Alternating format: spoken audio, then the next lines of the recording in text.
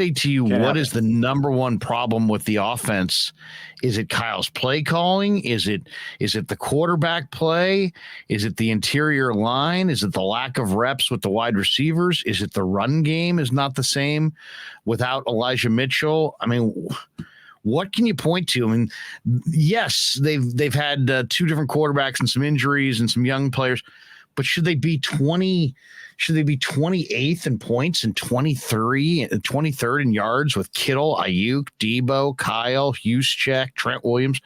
I just think that they're grossly underachieving on the offensive side, and I can't really put my finger on exactly why.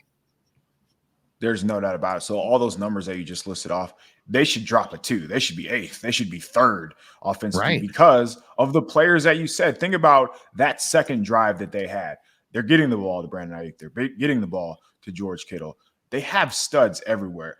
Teams would die to have an Ayuk, a Kittle, a Debo, and obviously Trent Williams is going to be out right now, but there's so much talent on this team. And yeah, I agree that they are underachieving. I wouldn't say that it is the play calling. Like there are some questionable play calls at times. I think Kyle Shanahan's biggest issue is just managing the game, understanding the game flow, knowing when I can go for it, when I should punt it, when I should be aggressive, when I should run the ball.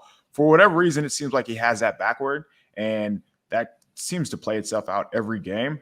Jimmy misses throws. There's no doubt about it. He's been leaving yards on the field. That was the case in the second half of Seattle. That was the case for the majority of the game against Denver. But at the same time, the protection breaks down too. So when the opposing defense knows that the 49ers have to throw the ball, they can pin their ears back. And the inexperienced interior offensive line, they're struggling to pick up whether it's stunts, whether it's the games that the defensive line is playing, or just one-on-ones. They're not winning their one-on-one battles. So when all of that happens, you're not allowing a guy like Brandon Ayuk time to get down the field. You're not allowing George Kittle to win underneath. And then, whether it's Debo Samuel, we saw him out of the backfield. Like they're getting him one-on-one matchups with linebackers, with nickel cornerbacks, and we're not hitting him. So that has to change. And I imagine it will. Again, they are so talented that they're going to regress to the mean naturally.